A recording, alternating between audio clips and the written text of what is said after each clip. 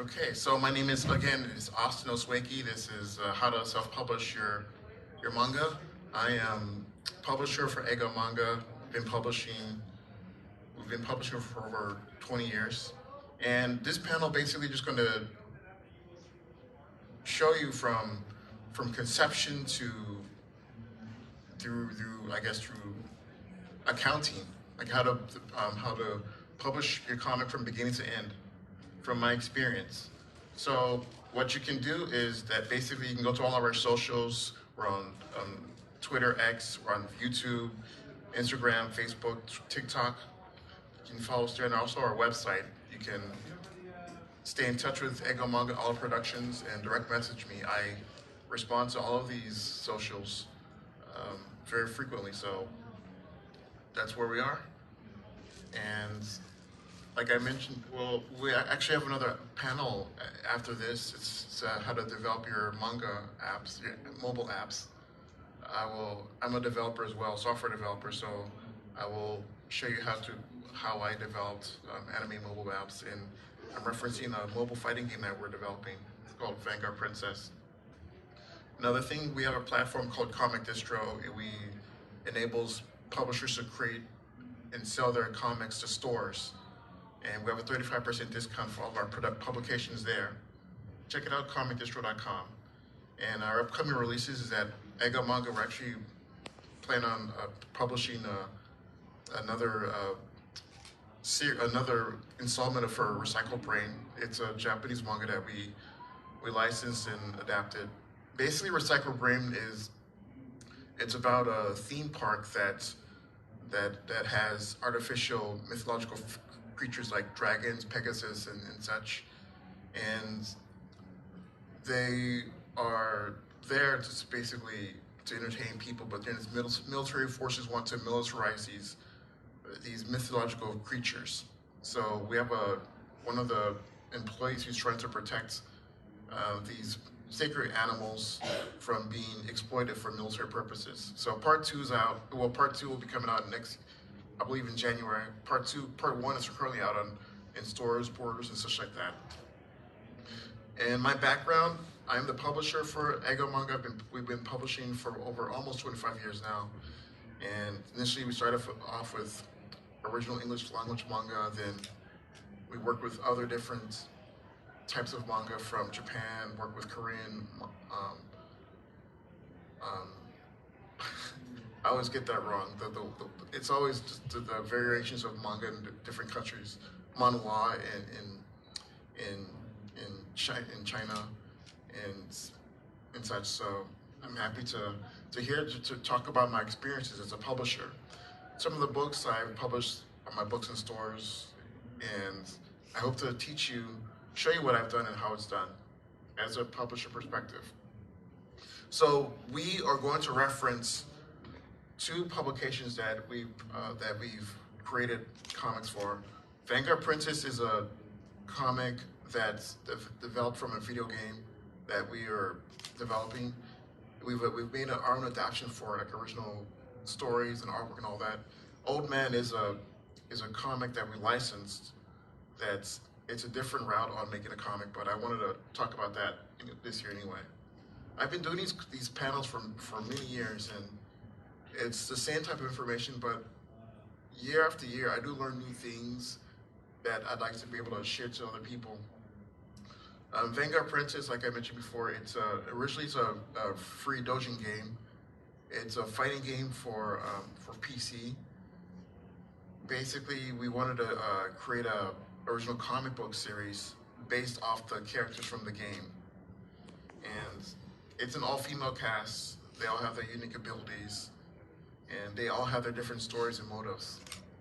So I worked on, so far, maybe 3 installments, different artists, different stories for each character, just trying to put more depth with the characters from the game. So we'll talk about how that was produced from the beginning to end. Old Man is a story. It's a story from a Taiwanese creator. His name is Shang Xing. It's an award-winning series about it's a queen who who lives for decades without aging, and nobody knows why. But it's a very dark secret. She's a molecular tyrant queen, and to keep her secrets hidden, she imprisons one of her sons until he was literally an old man. And she's also put down a rebellion. The woman here, her name was Rebecca. She led a rebellion against the queen, but the queen amputated her limbs. So old man and Rebecca, they broke out of prison. Old man fitted Rebecca with prosthetics so that they can carry on their rebellion against the queen, and explain the secrets of why she stayed her age, stayed young for so many decades. So let's talk about the manga production journey. It's pretty. They're all interesting in all ways, but it all comes down to these basic fundamentals. You build your team, you make a budget, you have your creative. Creative is your artwork, writing, and refining the comic. Publishing is actually putting it into specific media, whether it's print or whether it's digital. Marketing, promoting the publication, sales and distribution. Sales meaning getting it in the places where people would buy your books, stores, conventions, online, things like that. So we'll start with our team. So these are the different teams that I was on for Vanguard Princess and Old Man respectively. For Vanguard Princess, I was a writer, and Mino Miyabi was the illustrator. For Old Man, I basically was a localizer. I did the translation. Originally it was a Chinese language series, so Sheng Xing was the creator. He did the entire production of the work, and I just did the editing, the localization, translate it into English and release it out.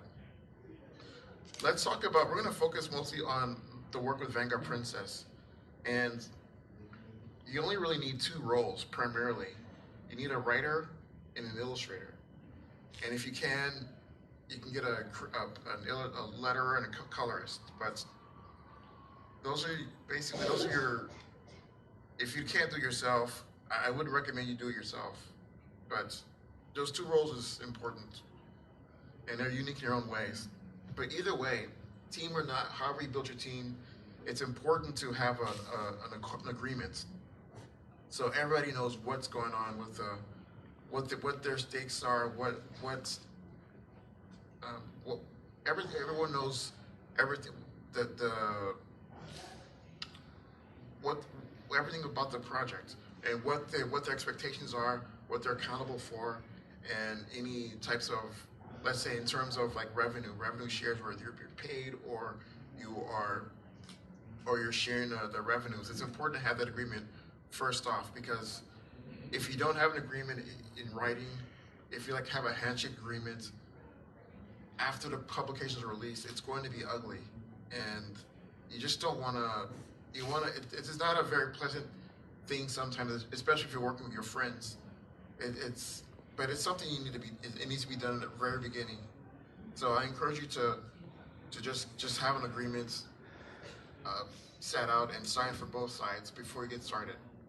If you don't want to start, it's a red flag that maybe this is not a good team. If there's some type of friction or whatnot, too much friction and resistance. So you have that, you have the contract, you have an action plan. Action plan, basically, you give yourself milestones on what you'd like to achieve for your publications. Like nobody's gonna build a comic book in a day. It could take a year, it could take 6 months, but it's nice to have see what types of goals you've done in certain periods of time. So this is an example of an action plan that I did for one of the comics. Like, we had a full year to produce, let's say, to produce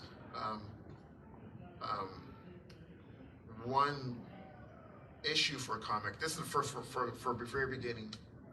Well, I would say a full graphic novel, actually. So I broke it down to quarters, what I wanted to do and achieve in certain quarters of the year.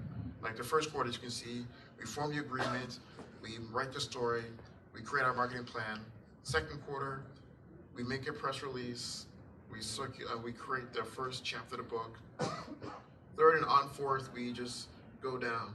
So it's important that you create this action plan for your team and they all stay on the same page and stay focused and stay motivated. So let's talk about budgeting and financing. Yeah, it can be very expensive to fund a comic, to finance a book, a publication, because if you're working with an artist, depending on their skill level, they can charge anywhere from $20 a page or $300 a page, and not very many people have the funds to pay that. Same for the writers, illustrators, colorists. It's all can be very expensive, and even the printing can be expensive too, and things that you have to do afterwards. So how do you do that? How do you fund a book? So I always thought that Kickstarters is a very effective way to fund your book. So if you want to do a Kickstarter, it's a good idea to have some conceptual artwork and stories and premise, just to help you on your Kickstarter page to get people to sell your idea to the audience. But for me, I'm not very funded. My company, we're not a hugely funded company, so a few times we rely on Kickstarter to fund our productions. So with saying that, for Old Man, we have a Kickstarter for I'll play the video while I'm talking. Old Man, we have a Kickstarter for this series, and yeah, it's just the Kickstarter is going on now. We've reached our goal. The Kickstarter we wanted to do was basically create a hardcover edition for the publication. We've already released a publication, the entire series, several years ago, but we wanted to make a special hardcover edition. So if you'd like to join the campaign, you're welcome to do it. It's awesome. We've reached our goal of $1,000 to make the hardcover book to release to people. So join the campaign. And yeah, let me show you this is the QR code for the campaign. If you want to join it, cool. And yeah, that's that. So funded for Kickstarter is a very effective way to get funded. This is probably my fourth one, and it's very helpful. I also have another Kickstarter for our comic book, for our game Vanguard Princess. Let me play that. I'll play for Vanguard Princess. Basically, it's a mobile game. We're making a Kickstarter for the mobile fighting game that we're doing, and I'm just showing by the time we have here, we show you a few how the developments of it. But the Kickstarter isn't happening now. We're just building followers now, and one of the rewards would be we'll be rewarding the comic book. So if you funded the game, the Kickstarter, you will get one of a comic book for this game.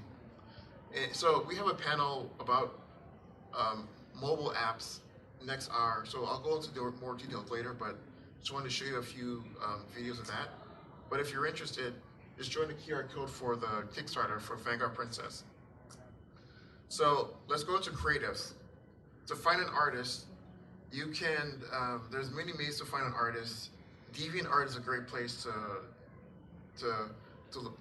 see see artists work and reach out to them directly. Fiverr is also a great place. Fiverr, I work with a lot of artists from Fiverr as well, and there's many great places on Facebook, manga groups, where you can join, see people's work, and contact them directly about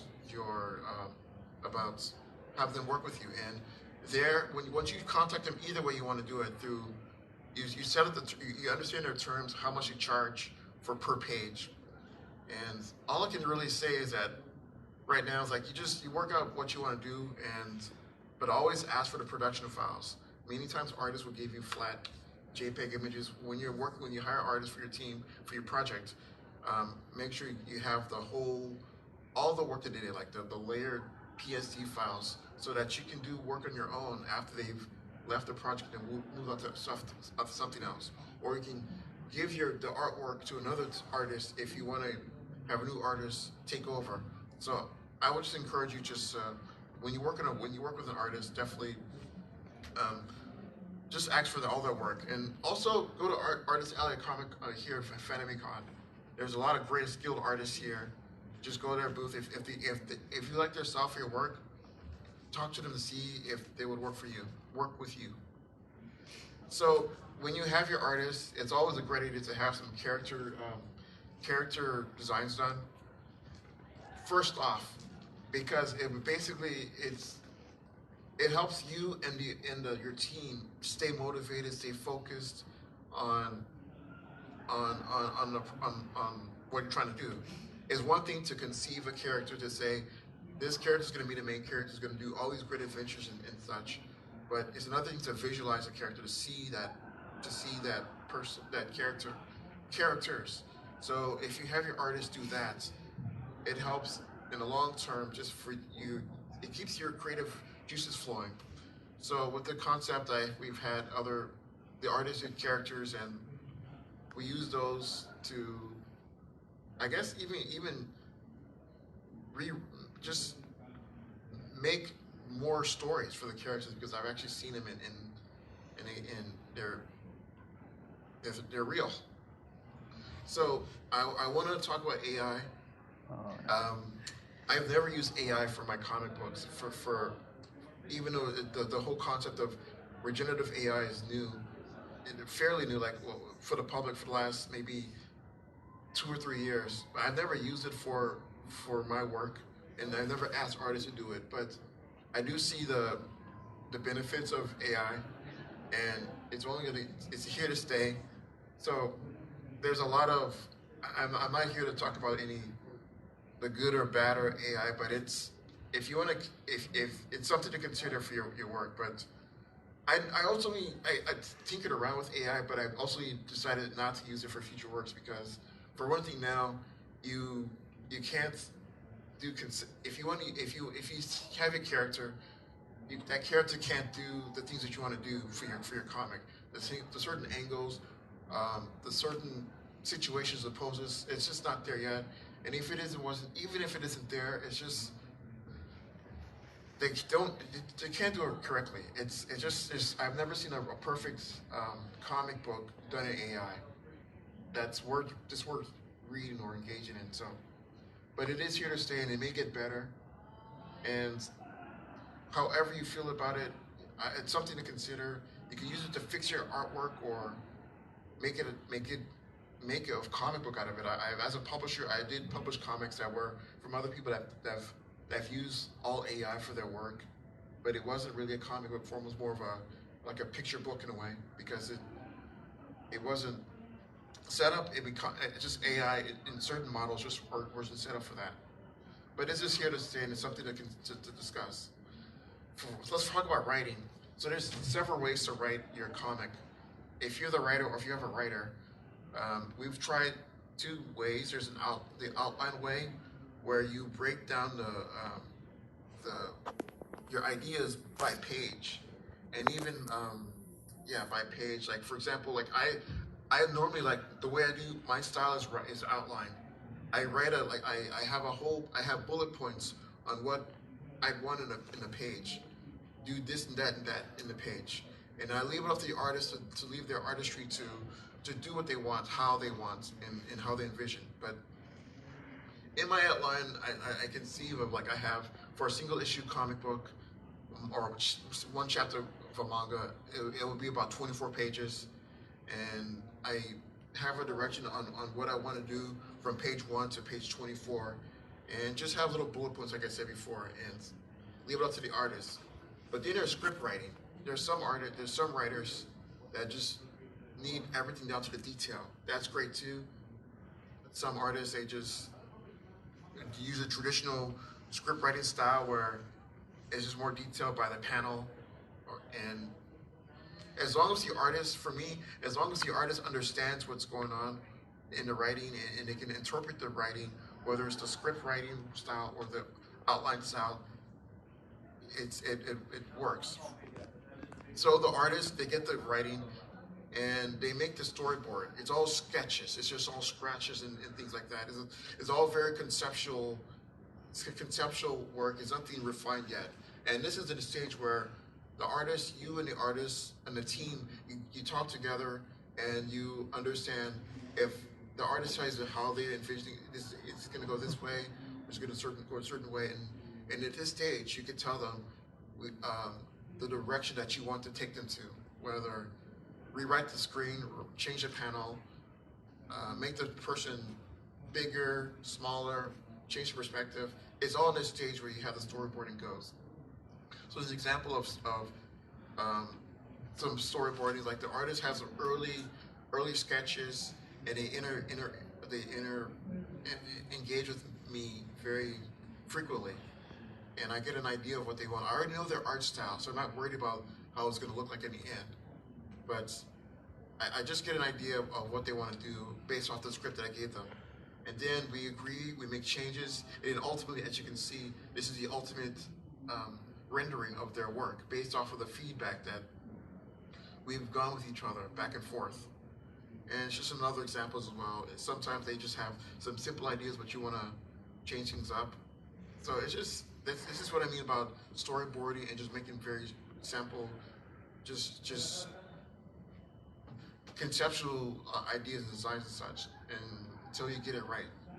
So let's say you get it right, and it's time for the lettering and the balloons.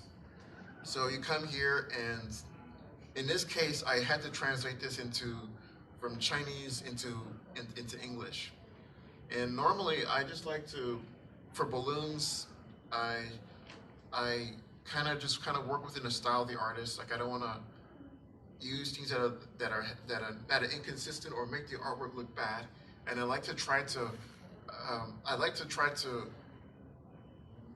show as much of the artwork as possible, while still having the conversation. I don't want to have the balloons take up too much space or layer over the artwork where there's not much that you can see. So, but at the same time, you need to tell the story, and sometimes there's a lot of dialogue and a lot of things that need to be conveyed that you can't show on an image alone. So you have to have that fine line. As far as fonts goes, maybe this is not the best example, but I like to use Fanime' Ace for my fonts, royalty-free fonts. Like if you use like the fonts from like Photoshop, like not from Photoshop, but from Office, like from Arial or Times New Roman, things like that you normally you would use it when you're writing an essay on a Word document. It will make your comic look unprofessional and amateurish. So look for comic book fonts that were made for comics, that were just idealized for comics, like Fanime' Ace, things like that. And stay away from the typescripting type fonts for comics, because nobody likes seeing that. I mean, it's just, for the eye, it looks like it's just unprofessional. No matter how nice your comic is done, it doesn't look right. And also, keep in mind, for when you're working with fonts, keep in mind with spacing and margins and things like that. What I normally like to do is I don't like to cram a lot of text into the balloons, unless it's really necessary. Like you don't want to put like a old, the 1960s comics in Marvel era.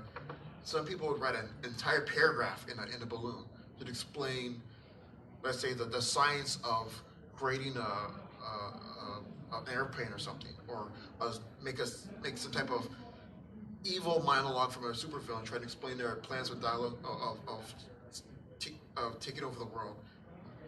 Don't do that. Don't do that. That's too much words in a balloon, and it's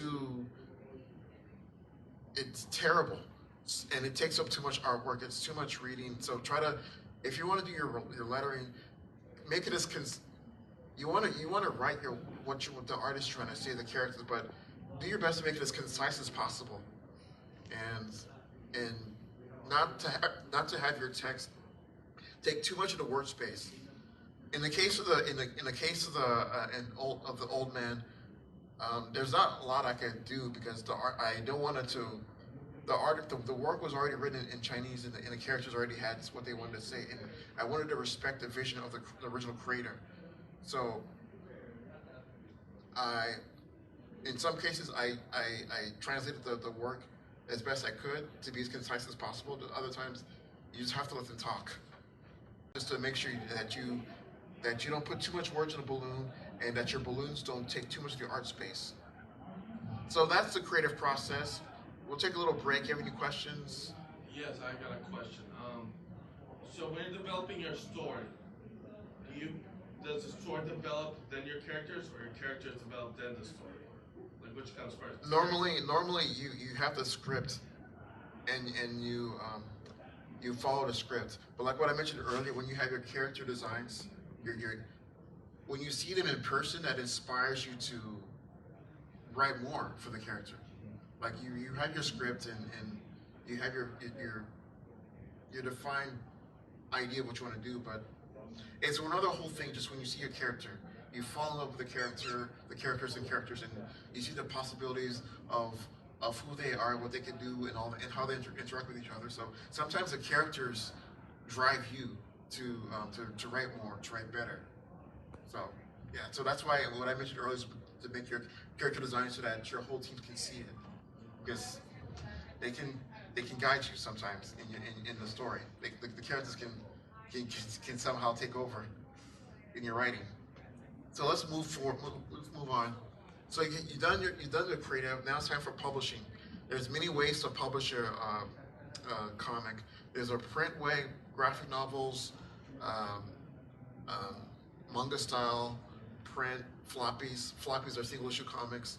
And there's digital, obviously, for mobile devices, for computers, for phones, TV. It's up to you on how you want to showcase your work. Obviously, many people do use as many mediums as possible to use print and digital, but it's up to you. Some comics are just made for certain medias. Like for example, some books, some comics are just written for print only. It's not really formatted for devices. And then there's some comics, like webtoons, for example, that are made for devices. But it's up to you as a creative, as a team, to decide what type of medium that you want for your comic. When we're talking about printing, when it's time for printing, it's an important thing. So where do I go for printing? There's many different great print shops for you to print your comic. I would specifically recommend you definitely just to work with accomplished comic book printing companies, because going to like let's say FedEx Kinko's FedEx office is not the same as going to like an established print company, comic book company that specializes in comics. For one thing, they made it. Let's say FedEx is the worst example. They don't have the formats for comic book, and they don't have the quality for it, and they will overcharge you anyway. But if you go to a refined comic book printing company, RA Comics, for example, Greco Comics, Comics Express, they're made for comics. The paper quality is made for comics, and it's affordable for you. It's more affordable. Like a comic book, they would charge maybe $2 or so to print out a copy, as opposed to FedEx, they would charge you $10 for the same comic. So when you're ready to print, specifically look for comic book printing companies that are for comics, by comic creators. And when you're there, I would always recommend you just ask for like a proof, like a small copies of your comics, like say 1 or 2 copies, or just to see it for yourself, because there could be errors that you made from the creative side or from the printing side. So it's better to find it out now, like when you have a small printed proof, like or 1 or few copies. and then you go back to your printer, you ask for 50, 100, whatever you want. So it's important to do that. Just ask for, insist on getting proofs done. And other things, I didn't mention in this slide, but yeah, you definitely need to ask for 300. I forgot to mention for the artist. When you work with the artist, you have to work with 300 DPI as a quality of the image, because that's what printers use. They need your printing quality to be 300 DPI or higher. DPI means like what you see on a computer. What you print out from the computer is what's called 72 DPI, and that's not good quality for printing. You need to. I didn't write this down. I should have wrote it on the slides, but 300 DPI, 600 DPI, anything higher than 300 DPI is optimal for printing, and you get that from the artist. So okay, so you got the printing. Let's talk about usage rights. So this is something that it's important. It's part of your contracts. It's important for certain ways. Okay, your contracts maybe have the rights, like you're saying. Like for example, when I work with Old Man,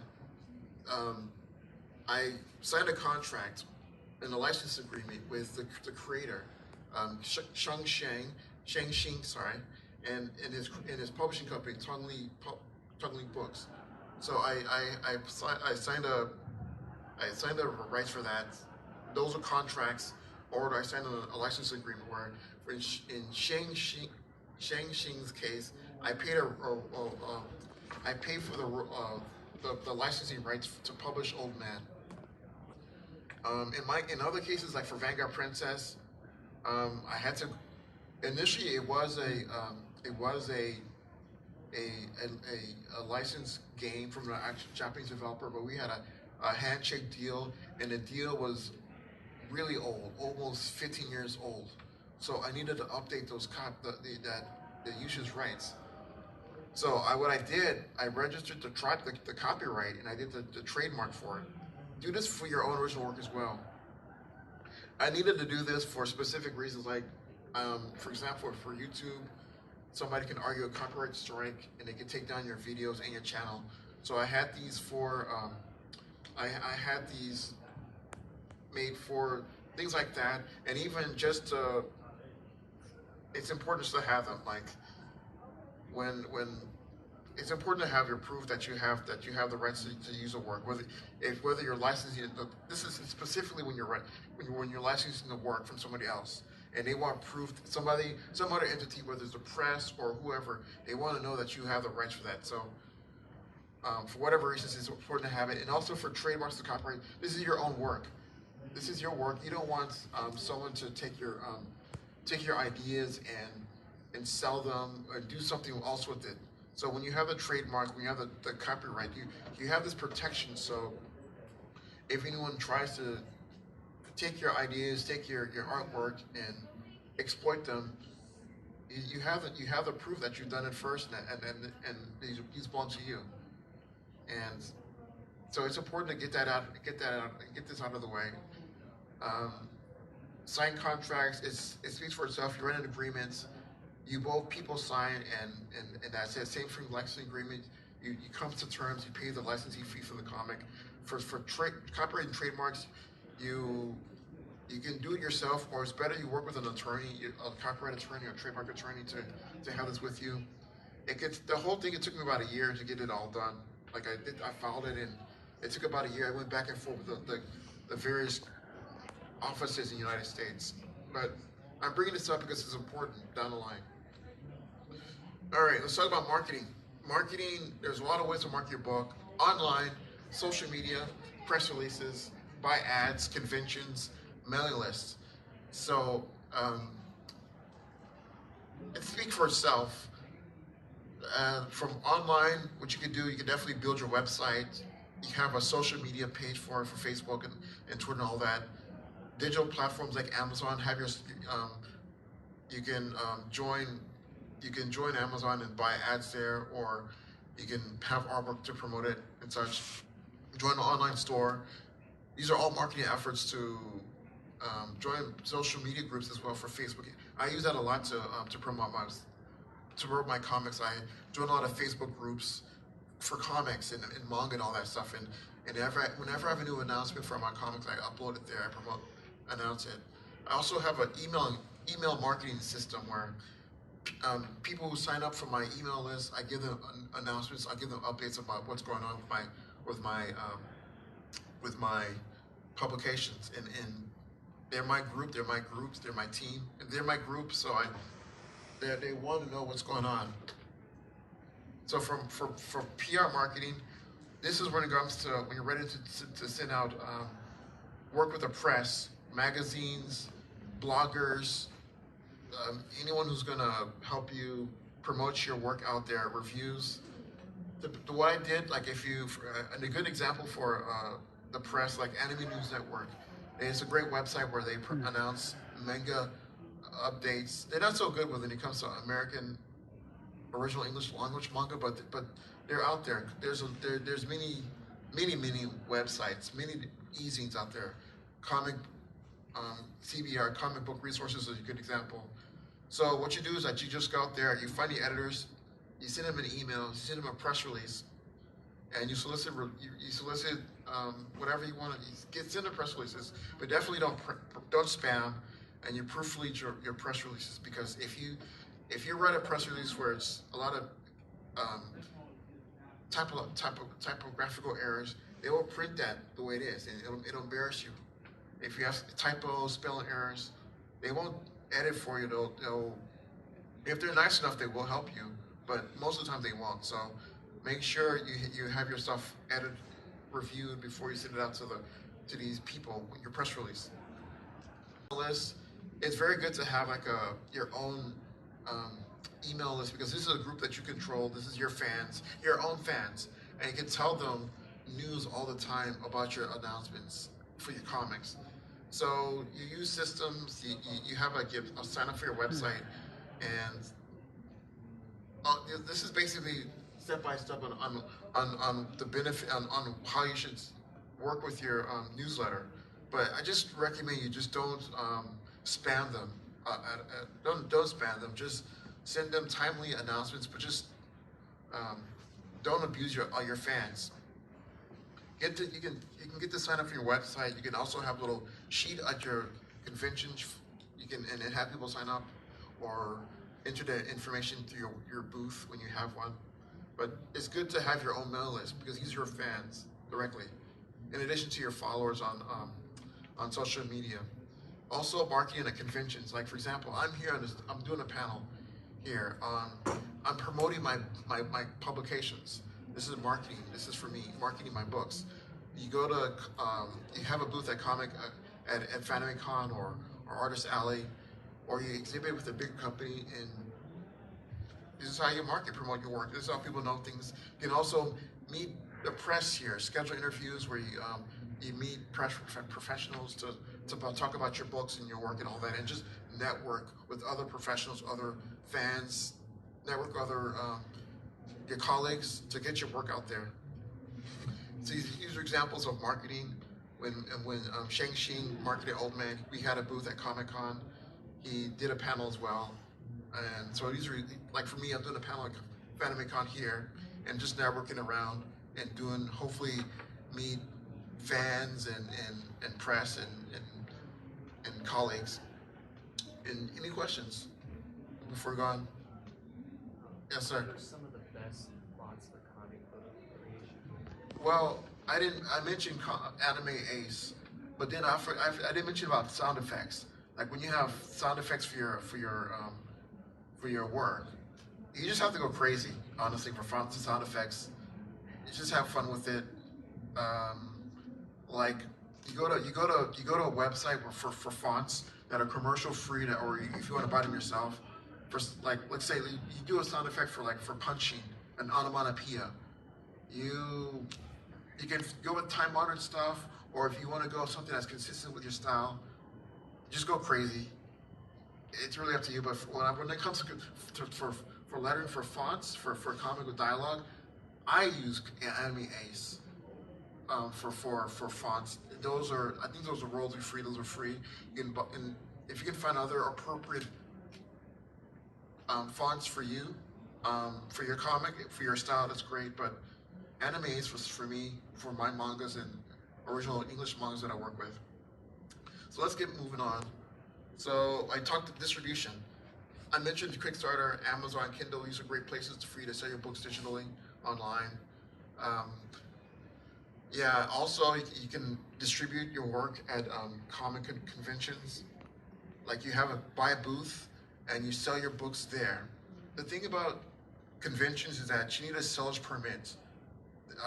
Even for Fanime'25, you need to apply for a permit at a local state government office. It's free to sign up, and once you have that proof, Fanime'25 or every other major convention will let you set up a booth at the event. But I believe that even goes for Artist Alley, Small Press, everything. So, but the conventions are a very effective. Needless to say, it's a very effective place to sell your comic books directly to fans who want to buy your books, your publications, and anything that you want to sell, like related to the comics. If you want to sell T-shirts, stickers, buttons, anything that way. But these are direct market to your direct audience, you and the fans. You and the fans. I would say it's the direct in-person place to sell your comics. Aside from the websites, where websites you have to mail. If you're doing stuff online, you have to either sell things digitally or you have to ship and mail things to the customers. So, and also stores. Okay, so selling the stores, there's two different stores. There's direct market and then there's mass market. Direct market is what would be the comic book stores. And the way that direct market works is that when you sell your books, when you solicit your books,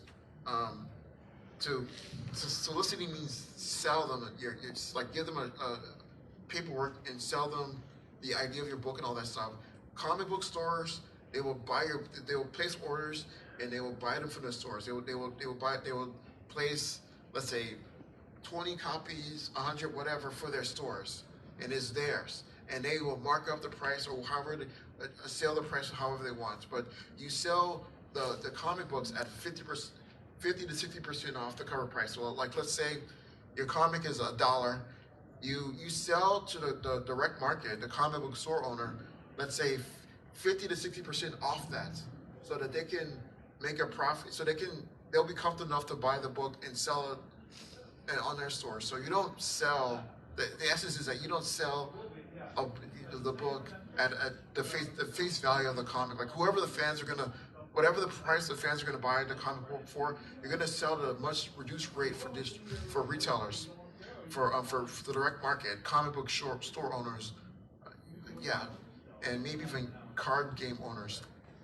Mass market is like the Barnes and Nobles, the Targets, the Walmarts out there, and they will buy in bulk. They will buy hundreds of copies. Well, they can buy up to hundreds and thousands of copies of books in your stores, but for them, it's a consignment base. Is that you give the same paperwork, you're saying, I got a good comic book, it's gonna come out in stores, and we want to release it in 3 months or a year. They will say, yay, great. We want 50 copies of those books for our stores, or for specific stores in our regions. But they don't buy them directly. Like, they don't buy those 50 books. They just take an order. It's up to you to supply 50 copies of that book to those stores. They can say 50, they can say 500, they can say 1,000. It's a very costly investment. So let's say Walmart's ask for 1,000 copies of your comic book, and they only sell 5 out of all their Walmart stores everywhere. They're only going to pay for those 5 copies. So all the other thousands that you printed and shipped to them, that's on you. You have to eat the cost. So you have to be very careful.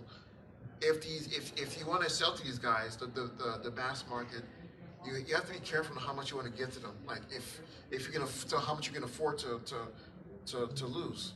So if they want 100 copies, you can give them You give them 20 if you can afford 20. So keep that in mind. That's the difference between direct market and mass market. Direct market, if the comic book stores ask for 1,000 copies and they pay you $1,000, 1,000 for those 1,000 copies, that's your money and that's theirs. But the reporters, if they ask for 1,000, it's up to you with your own money to print those thousands and give it out to them. All right. But all these stores, they all need a barcode. So there's the ISBN, ISSN, and UPC.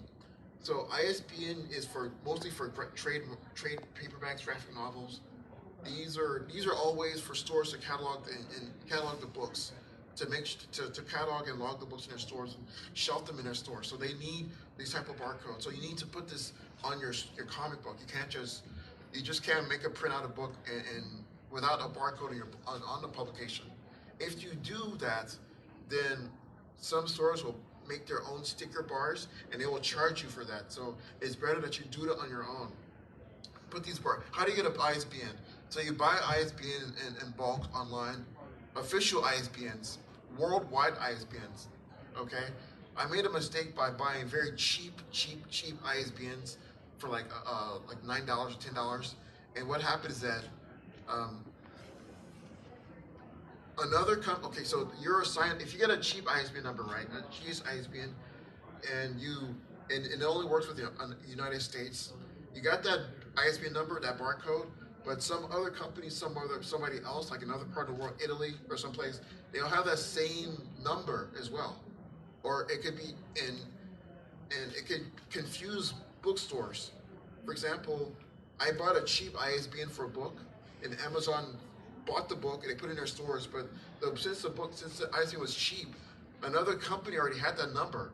And so Amazon, their digital catalog, they were pretty much sourcing the other ISBN, the ISBN, the official ISBN, the bigger one. So whenever somebody trying to look for my book, they're seeing somebody else's book.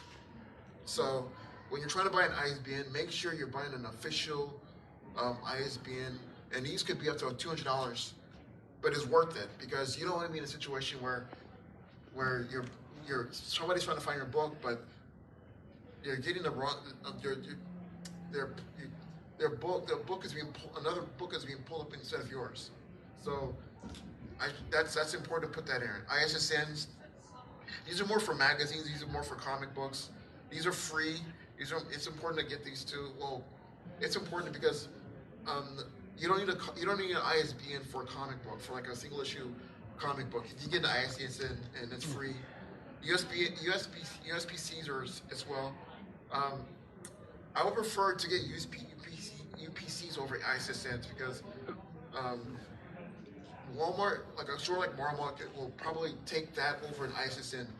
So if you don't want to get an ISBN for a comic book, for a single issue comic book, you can get a UPC because it'll take it for sure. All right, but let's talk about how to get your books distributed. Okay, so this is the way that bookstores will get your books in stores. They work with distributors, and basically you work with a distributor like Diamond or whoever, and Diamond will give bookstores what's called a big book called previews. It's a big catalog. It's a big thick phone book of all the new books that are coming out. And normally these bookstores, they'll look through the catalog and find what they want. And other times Diamond would put your book on their website for stores to place orders from. So I'm just showing you this is a typical way how books are being bought. Your comic will be bought and be available in stores through a distributor. And what you see you see one here, a product information sheet. This is what you give to distributors. You give them the basic information about your book. You give them the name of the book, the size, how many pages, the synopsis, the team, the creative team, and any type of selling points, any type of marketing thing that you want to emphasize. like let's say that this book was based off a video game or something, you could tell that you tell these marketing points to help the bookstores decide if they want to get it for their stores or if they want to help if they help to market it as well. So as a creator, you would work with a distributor and you would give a distributor a product information sheet, and the distributor will use that information and put it into their catalogs, what the website, as you can see there. So this is how distribution works for stores. Okay, so it's difficult to it can be difficult to to find a distributor nowadays because the book distribution business is closing down. It's starting to focus only on corporation companies like Marvel, DC, big companies, and it's very hard to have smaller publishers like yourselves or teams to get your books in stores. So we developed a platform called Comic Distro where you would create your comic book, you create a free account, you will upload your digital comic book files, print ready, onto the website, and the retailers will go to our website, they will buy your comic for their stores. And when they place an order for your stores, they purchase it, your book will immediately go to print. We'll work with a noteworthy, accomplished comic book printer. They will print your comic book and they will ship your work to stores. So, and when it ships to retailers, you finally get paid for it. You get a reporting for that. So, I encourage you, if you can't if you can't work with a distributor because of the changing market of comic book business now, you can work with us, Comic Distro. We have over 1,000 books on our title now. Go check it out. When you're ready to get your book, when you're ready to create your comic book and you actually sell it to stores or in person, consider the platform. So this is a typical page for a Comic Distro catalog page where the retailer will go to the site, they will see a sample of your comic book, and then they will place orders for the stores and it will go there. Any questions about distribution? Yes, sir. What about more general print on demands like Lulu or whatever the Amazon one is called? Yeah, Great Space, I believe it's called. Yeah. Yeah, you can do print on demand. Well, Comic Distro has a print on demand basis where you print based off of who you do it. But like, is this in terms of soliciting your book or? I'm just wondering in general. I've gone through Lulu before and it seems pretty good, but I was wondering like what are the pros and cons if you have one off the top of your head? Yeah, what he's talking about is print on demand. Like you're a creator and you work with you put your digital files on a website where these companies will print the comic book for you and they will ship it out to to whoever, normally one at a time. The thing about the print on demand, as opposed to finding a reputable printer, is that they're a lot higher. They cost a lot more than printing with a regular printer. And sometimes it depends on the company you're working with. The quality of the prints may not be good compared to an accomplished comic book printing company.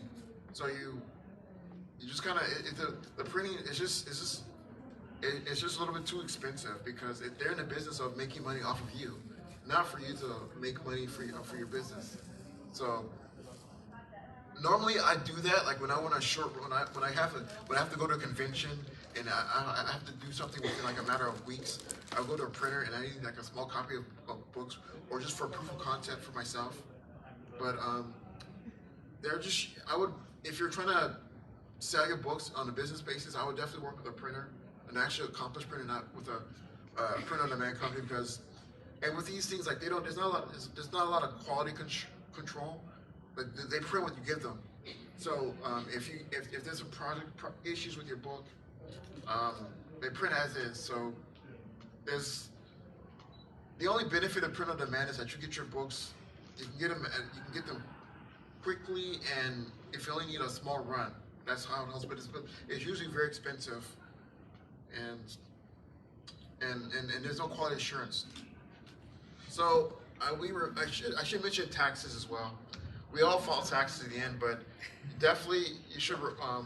What I mentioned about the sales permit earlier before is that they want the sales permit. They want you to file how much you've earned from the from boothing at Fanime'25 or whoever. So at the end of the year, you report to them how much you've made from the booth. And also for tax write-offs, whatever you've done for the production of your comic book, printing, hiring artists, hiring your team, exhibiting, marketing, everything that you had to do, you can write it off. And the IRS accepts it because it's a business, and I just have to. It's in my conscience to say you got to do this.